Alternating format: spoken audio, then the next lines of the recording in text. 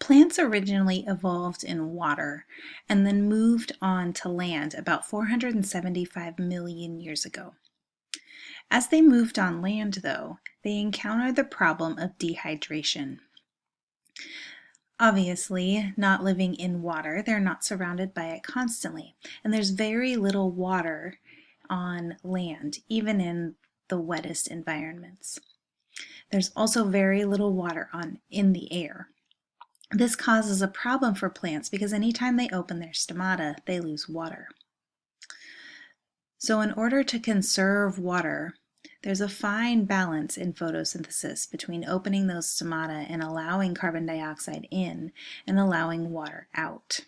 So plants have to be really careful about water loss. Down here on the bottom, we have a picture of a cross-section of a leaf. Remember that the stomata are the cells that open and close to allow for gas exchange. They also allow for water loss, but it's an important part of the sort of water process and carbon dioxide process in the cells. If you remember in chapter 2, we talked about properties of water and we talked about cohesion and adhesion, and the reason that they were important is that they pull water through the plant against the forces of gravity. So this is where the stomata come in. The stomata open up and there's a relatively high concentration of water inside those leaves and a relatively low concentration of water outside in the air. Remember, when you have a high concentration of something, it wants to move towards low concentration. So any water molecules that are near that stomata are going to want to leave the stomata. So on a hot, dry day, you have a lot of water loss. But as one water molecule leaves, cohesion causes it to tug the next water molecule in line, and so on all the way down. So as water molecules leave, they pull water molecules up the plant. Now this is really important because it does provide some support in addition to the cell wall structures of the plants. It provides some support when those veins are all filled with water, and it gives the plants nice sturdy structure. But it also allows water molecules to be pulled up through the plant and released at all of the points along the plant that require water. So it's a really important way to move water through the plant. But if you have too much water loss, it causes problems for the plant. The plant begins to sort of shrivel and wilt, and that's a problem. You don't get efficient processes if you don't have enough water. So we've been talking about something called the C3 carbon cycle. In the Calvin cycle, we produce our G3P. So that's where our name, the C3 cycle, comes from. So most plants fix carbon dioxide in phase 1 of the Calvin cycle. But carbon dioxide requires the opening of the stomata. And if a plant has to close the stomata due to water loss, this means there's less carbon dioxide coming in. If carbon dioxide doesn't come in, you don't produce G3P. And so if carbon dioxide isn't coming in, that plant isn't able to store its important energy molecules. It can't produce any extra sugars without that carbon dioxide. Another problem that arises is something called photorespiration. When concentrations of carbon dioxide get low, rubisco in the Calvin cycle will actually bind oxygen instead of carbon dioxide. The problem with this is that it produces a 2-carbon compound that's released from the cell and then converted back into carbon dioxide. So carbon dioxide is actually released and isn't able to be used immediately in photosynthesis, instead of being used to produce G3P. The other problem with this is that it requires ATP instead of producing it in the light reactions. But most plants on Earth use C3 carbon fixing. A couple of examples: rice, soybeans, and wheat. We're very familiar with those here in Illinois. But there are a couple of alternatives.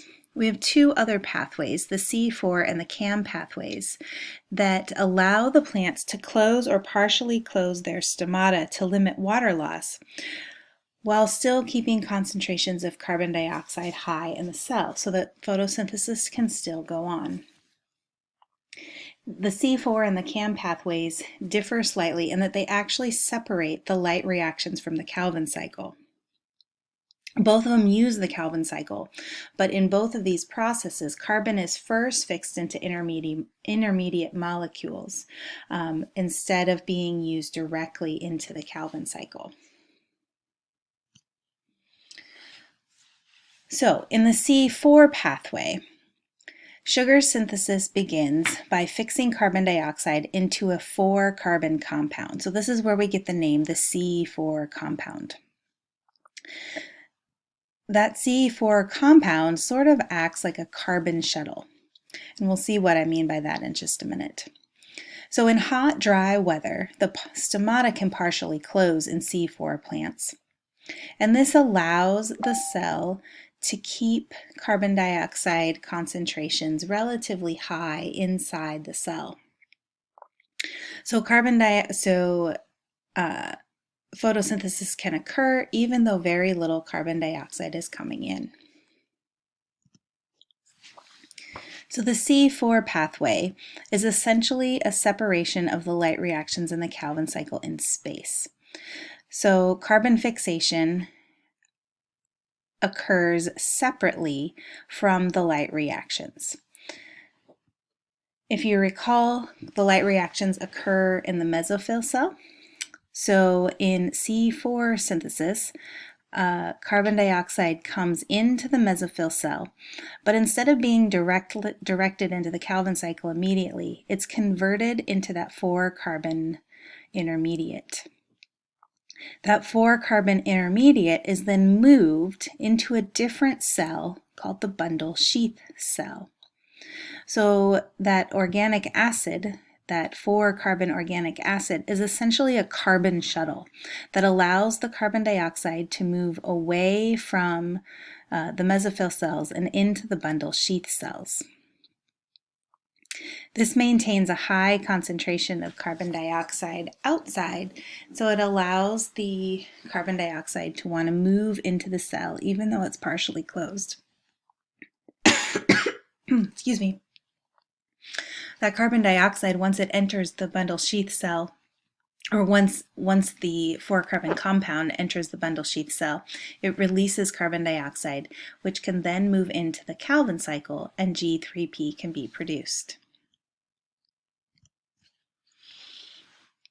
The CAM method, or the Crassulacean acid method, is a slightly different adaptation for plants that are living in hot, dry environments. So this is an adaptation that we find in succulent plants. So those are our water-storing plants, cactus, aloe, jade, things like that. In the Crassulacean acid method, the stomata is opened only at night. So if you think about where these plants are grown, they're really hot environments. And so if you open the stomata during the day, you're going to lose a lot of water. So the stomata are closed during the day to limit water loss as much as possible. And then they're opened at night when it's much cooler. The problem with this is, of course, that no carbon dioxide can enter during the day. The solution for this is a separation of the light reactions in time. So in the C4 method, we separated our reactions in space. In the CAM method, we are actually going to allow the cell to close stomata during the day when the light reactions are happening and open them at night for carbon dioxide to come in. So the light reactions in the Calvin cycle occur in the same cell, but they occur at different times. So at night, carbon dioxide enters the stomata when they're open, and carbon dioxide is fixed into an intermediate organic acid, just like in C4, although we have a different acid here. We have the Crassulacean acid here. Then it is stored in the cell until The light reactions resume during the day. Once the light reactions resume, carbon dioxide is released from its organic acid and enters the Calvin cycle as usual.